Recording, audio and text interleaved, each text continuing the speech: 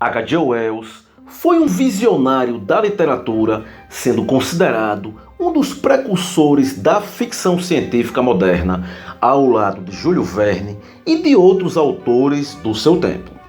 Ele nasceu na Inglaterra em 21 de setembro de 1866, sendo proveniente de família humilde. Aos 8 anos de idade, H.G. Wells sofreu um acidente que resultou numa perna quebrada. Acamado e como passatempo, o garoto lia livros de uma biblioteca próxima da sua residência, tendo contato com clássicos de autores sociais como Charles Dickens, entre outros autores.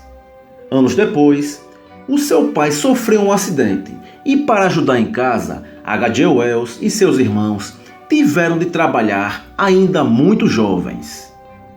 Com 18 anos de idade, H.G. Wells conseguiu uma bolsa de estudos para fazer biologia na Escola Normal de Ciências da Inglaterra, tornando-se um cientista para depois ingressar na Universidade de Londres e trabalhar como jornalista e professor.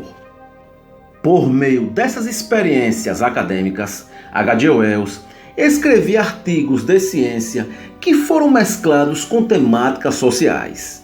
Sendo assim, as suas ideias passaram a se opor à teoria do grande homem, da qual defendia que homens talentosos tinham a capacidade de moldar acontecimentos.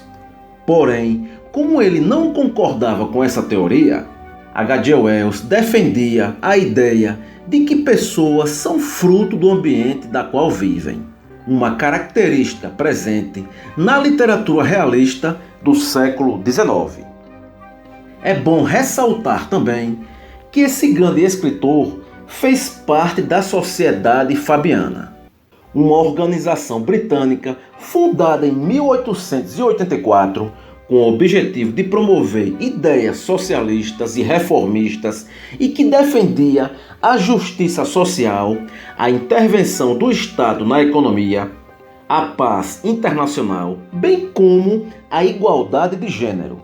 Em 1891, H.G. Wells se casou com uma prima. No entanto, ele a deixou anos depois para se relacionar com uma ex-aluna sua.